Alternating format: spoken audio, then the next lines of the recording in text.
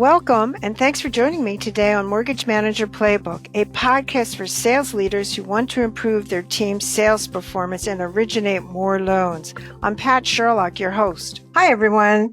We're going to talk about such an important topic for this year going into next year, and how do you set up your sales team for success? And I have the perfect expert, Acie. She is head of origination for Truist, has had a long, successful career at Citi, Wells, and PNC, and is certainly a great author. I highly recommend her book, We Got This, Setting Up for the Future Success, because I think it's a fabulous book. Hi, Erica.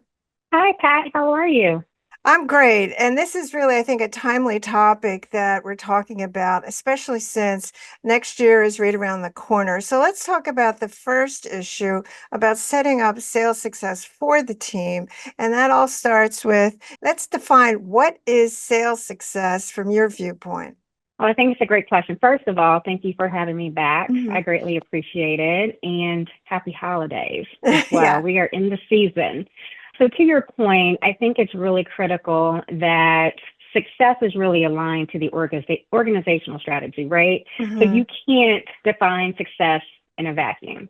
You really have to understand your organizational vision and what strategies are you trying to deploy in the coming year or within your 5-year strategy, let's say. And that really is going to come down to your KPIs, your key performance indicators, Mhm. and making sure that you're driving the outcomes that truly align to that strategy. So when I think about my sales team, as an example, one of the very first Yeah. KPIs that I think about is around the client experience. That is first and foremost for me, because if you're not driving a strong client satisfaction type of environment, then what are we doing? Because we're here to serve the client, right? That's really critical. And then, of course, we all know that we have to have our KPIs tied to our revenue targets. Sure. And we have to have that tied to market penetration and our conversion rates and, our cycle times. All of that is really critical. But when all of those KPIs kind of come in harmony and we're hitting the targets that are driving the overall strategy, to me, that's success. Because it's not about one isolated team. It's about your organization having the connectedness across each channel, right, to do what's right for our clients. That's success to me. I know a lot of organizations look at it more in silos. I think that's what differentiates my team, is that we don't. We're really looking at all of the needs for the client. So does that imply, and I think it's a smart point, a lot of times historically the industry has been tied to just volume, and that doesn't really necessarily tie together with customer experience. Right. So I think, what can really differentiate you as a loan officer or as a successful sales team is kind of reframing what the client needs from you, if that makes sense. And so I don't believe in being transactional. It's all about relationships. And when you think about long sustained relationships, I think about, what does the client really need today? But maybe what will they need in 3 years, 5 years? You're not going to know that if you don't have a real relationship with your client where you're building trust and you're truly being a financial advisor, right? That's the differentiator in my mind. It can't just be about the immediate transaction. Well, that's a good point. And that leads to the next question about the core competencies. I think that's not discussed enough within our industry. And I'm curious about your thoughts Yeah. on what are the core competencies that is a successful sales team? Well, I will tell you, I probably would start number one with discipline. Good Because we point. can talk about core competencies all day, but if you don't have the discipline around them, then what have you really accomplished, right? So, to my earlier point, really building that trust and building the relationship and having a customer-centric mindset is really key. So that's number one. But if you are really great at building relationships, then what are some of the foundational things that are super critical? And, the one that comes to mind first and foremost would be product knowledge. So how can you be a great financial advisor to clients if you don't really understand the products, Yeah. right?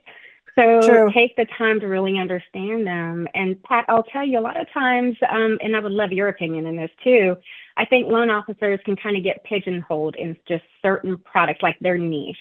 And it's great to have a niche, and I'm not saying that's not a good thing, But it's really important to also have maybe a more expanded awareness of product sets, again, so that you are really applying a solution to your client's needs. I just think that's super critical. Yeah. And then, let me let you respond to that because I'm very curious as to your thoughts. Well, I agree with you completely, but it does tie together with the loan officer and the sales team understanding their local market. A lot of times, what I see is there's a disconnect between what actually is driving that market's housing issues versus what the loan Mm-hmm. officer is comfortable selling. And that disconnect is Right. why they are not successful. So I definitely agree with you that I find it interesting that at the local level, a lot of times the loan officers that I see they really don't know what the data trends are for their market. And so it's kind of hard to sell unless you know what's happening. What are your thoughts on that yourself? Yeah, I agree with you. And I think so, very good point that you're making in terms of the local market, but then understanding how the local market needs may shift based Right. on Hmm. industry changes, Right. right? So, really being on top of the industry insights and utilizing technology. And yes, I said the word utilizing and adopting technology to pull the data and understand what's going on in the local markets are really key and kind of just being ahead. We have so many sources today that we didn't have in years past. Listening to you, Pat, your podcast, right? There are different podcasts out there. Yes. There's a lot of industry insights that can be leveraged to just have a better handle on what's happening in the local market and in the industry overall. Because as you think about building that trust, you have to understand what's happening in the industry and speak confidently about it, because Hmm. that's what clients are really looking for. And so I would say that the other piece is having really effective communication. Hmm. And I don't know if you've ever spoken to someone who, of course, I'm speaking a lot because I'm on your podcast, right? And we're having a conversation. But have you seen those situations where someone is talking the entire time because they've already made a conclusion before even really actively listening to the clients, their needs, and their concerns? I think that active listening is a key competency of a loan officer because the more that you're listening, the more you're able to zone in on not just Hmm. their specific mortgage lending needs, but perhaps other needs that they have that would help you from a partnership perspective across your organizational landscape. So I think that that just gives you the ability to be a better financial advisor through listening. And then obviously there's networking and there's time Sure. management and making sure you're Hmm. using your time effectively and then thinking through your cross-functional skills too. No, you raised a really good point about the listening, and I definitely think you're correct. It's interesting when you look at top producers, they're actually better listeners than when you see the underperformers. For a lot of different reasons, it's a confidence level, but you're exactly right. If you're not listening, you're not really hearing what exactly matters to the person you're trying to sell to. So, talk about this onboarding process and how do you get them to ramp up fast? I mean, that's really what the issue is whether you're experienced or new to our industry, what does the onboarding look like from your viewpoint? So I will tell you, Pat, that I'm really passionate Mhm. about training, knowledge sharing, right? And it drives me crazy when I see people hoarding information. I'm like, no, it makes us all better if we will just share and help each Mhm. other win. And it certainly helps our overall industry. But I think it obviously is really critical to set the team up for success so that they can quickly contribute to the overall organizational goals. Mhm. First of all, I mean, I'm going to talk about the easy stuff first. A couple of easy things that we have to think about is the pre onboarding preparation. So before someone ever even starts, how are we informing them of key essential information, Mhm. right? And then the second easy thing is making sure that they're set up from a technology perspective and they have the expectation Mhm. around how the company expects technology to be used. And I'm talking about more so from an adoption standpoint, because I would venture to guess you see a wide variety of people who have always done it the way they've done it. They don't like to Sure. adopt technology, Right. right? So I think having those expectations clearly set right up front is really important. But then you got to kind of really zone into that more comprehensive orientation. And a piece of that is really understanding your organization. And I'm talking about a new hire, right? So let's make sure that you're really grounded in what our mission is, our North Star, to ensure that there's no white space. Mm-hmm. That is really critical. And then, one of the things I try to do, Pat, is attend our onboarding training. So people see me, we're having a conversation, I'm giving them my perspective. I think that's really important. But then if we start to dig in a little bit more, obviously you're going to have the overall training around, how we look at our products, what are our products, technology, all of these sorts of things. But then the next piece really is, how do you start to employ in real life what you've learned? And so thinking about even a 2-track training program based on tenure of the teammate, right? So do we have a really good effective track for new loan officers who are coming into the business, and then tenured loan officers as well, because the needs are different. They're not the same. It's not a one size fits all. And so I just call that out because I know as an industry, we have dealt with a lot of regulatory change, meaning that funding dollars usually go to that. And it's just very challenging to fund a lot of training, right? But there are ways to do it and be very successful. Think about role playing. Are we doing that in training right up front? Or do we just talk about it? Sure. Do we actually see it? Do we help our sales team understand how to deal with objections right up front? And do we utilize folks in our organization that are highly skilled and do it well in those training courses from an onboarding standpoint? So I think there are a lot of things that we can do to help close the gap, but I think it has to be a full curriculum that kind of goes with the flow of understanding and how you ingest the information. And it can't be a week training and we expect them to go out into the field, even if you have a mentor, and drive success. It has to be a very comprehensive training program over a duration of time to where we're checking in and monitoring their performance and understanding where the gaps are to quickly close those so that they stay on a track for success. Obviously, you are the expert in this space, right? Well, You've helped a lot of loan officers. And curious if that's resonating with you, because that's the way I think about it, is really investing the time for those true skills and the disciplines and time blocking and giving them all the tools to be successful, but then following up hand in hand to make sure that it's resonating, they're retaining it, and you're driving that behavior, reiterating it through their performance and feedback. Well, you're on my favorite topic, obviously, because I spend a lot of time in that area because as an ex-head of sales, I recognize there's really two fundamental issues. That's the hiring side. We have to hire better, and then we have to develop. And I think, Erica, you're raising all the great points that we need to do as an industry and as lenders, is that we think sometimes that the compliance side, which is obviously important, but what's really has changed in selling is the prospecting side. And we don't spend enough time teaching people that are tenured. We assume they know how, and they really don't. And then, of course, we can obviously ramp up people faster that are new to our industry because of the technology component that has to be part of it. And so I think you're right on. And I do think that's really what distinguishes lenders is production per loan officer is a really key KPI because it tells you how they've been developed. But when you look at the 50% of the loan officers in our industry, according to Ingenious, are only doing 8% of the business, there's a disconnect for sure. And that's certainly what's led to problems with production. But yes, I agree that training itself needs to be certainly revised. It can't be just I'm going to tell you what to do. It has to be learning by doing, and I'm a big proponent of that. So I agree with you 100%. So talk about some more KPI side of it. I mean, I'm a big one for production per loan officer because I think it tells you a lot of what's going on versus the top originators that are dominating, and this other grouping we seem to keep, which we don't want to. We shouldn't. So what are your thoughts on that? Yeah, I agree.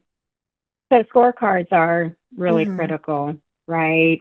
And those scorecard metrics, again, as I stated earlier, should be aligned to your strategy. And they should be defined in a way that really help you give feedback to the core competencies that we're talking about. So Right. whether it is lead conversion, like if we just use that as an example, Mhm. you can go deeper into the metrics that understand behaviors, right? But if you don't have like that type of key metric in your scorecard and they can't see how they're comparing to others, one, they may not think is possible. They may think it's really unrealistic. But when you stack rank and you have scorecards, you can see who's achieving, who's not. And that Right. will go through all of the core metrics. But having a dynamic scorecard where you're able to drill in and really Hmm. identify the problem areas is, to me, is what's most important, because then it's a different conversation around a plan to set the loan officer up for success.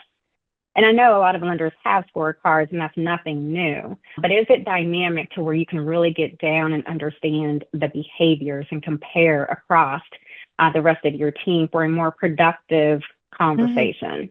So getting to brass tacks, right? And the point of scorecards is not to say, "Oh my God, Pat, you're doing horrible," right? It's to be able to recognize our top performers and celebrate those wins, but it's also to really dive into the behavior so that we can help others elevate who may not be there yet. That's the way I kind of think about it. But we all know what the KPIs are. We all look at some of the same common ones, but it's a matter of Yeah. whether or not you can get to the behaviors. Oh, no question about it. Well, you raised the question about technology, and that is one of the things that I definitely see over and over again is that some of the tenured people won't make the adoption. It's part of the reason why I think we should bring a younger generation into our business. But talk about when you're onboarding a sales team and then technology users. Lenders have fabulous technology today. It's not like they don't, but the usage part is always the issue. How do you onboard for that?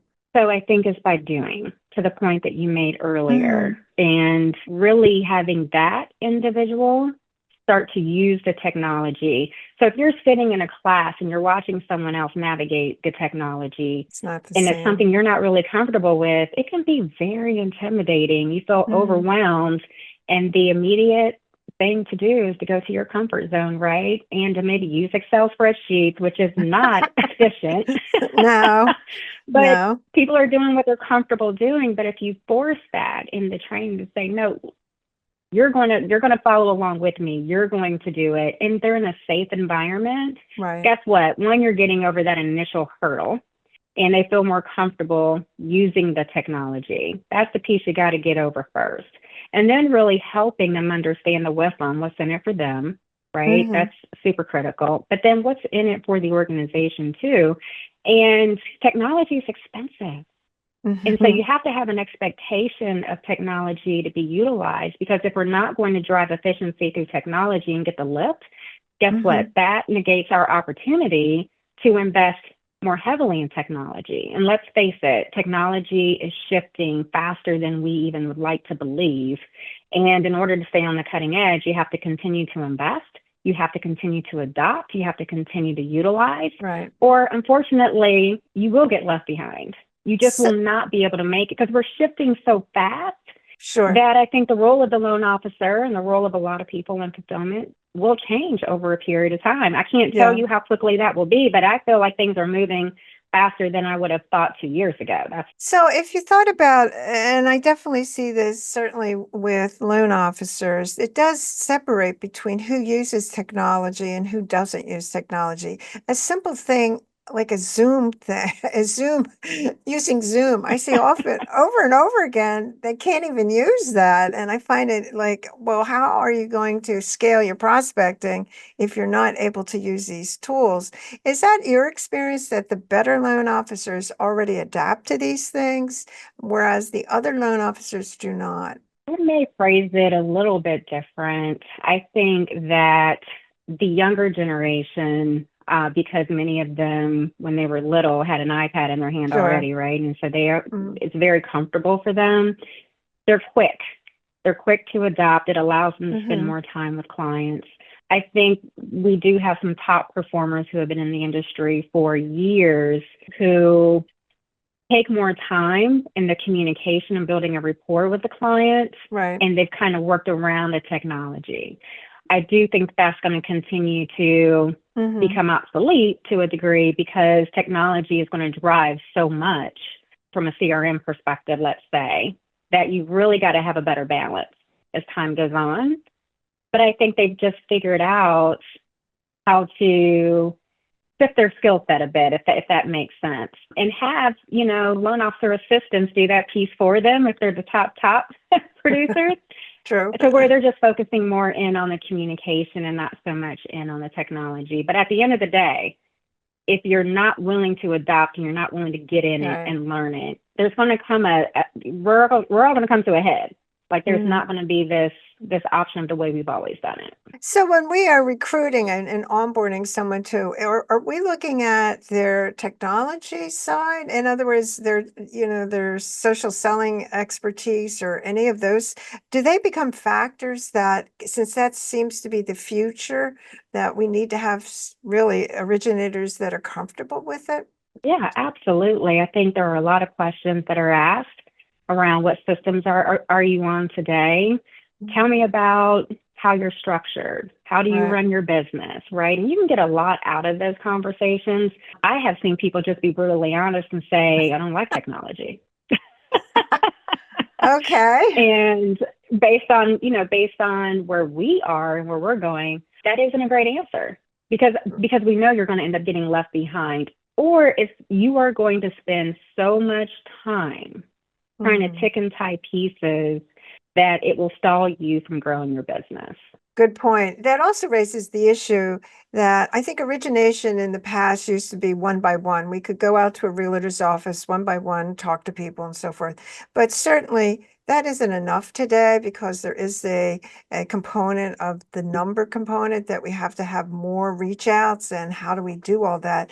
So do you see originators emphasizing the ability to present in front of a group? I'm curious on your thoughts on that. Yeah, I am seeing more and more where we are really trying to capitalize on larger events, Right. right? And even you brought up the realtor. So instead of going to a realtor's office, One, right. may I have the opportunity to Hmm. present to your entire office? And maybe there's 100 realtors, maybe there's 50, or maybe there's Right, 300, just depending on size, right, and really maximizing those opportunities because time is precious. It's one of our biggest commodities. And so, right. how do you really maximize those opportunities? And it's not just realtors, right? It's big events that you have to think about where clients, potential clients, are going to learn about financial wellness, let's Hmm. say. Folks who are interested in building a small business, or maybe they're entrepreneurs, those folks need homes too, right? So you have to think about things from a different lens than just the traditional way that we've always done things. People are connecting in way more dynamic ways today than in times past. And so you just have to stay on the cutting edge and understand where you can get in, where's the value, and how you can maximize those opportunities. Well, we've covered so much today. I want to certainly have to have you come back and talk some more about this, but why don't you share a couple takeaways for our listeners today? Yeah, sure. So what I just said, that just really hit home for me is think Hmm. differently, think bigger, I agree. right? We've all got to think bigger.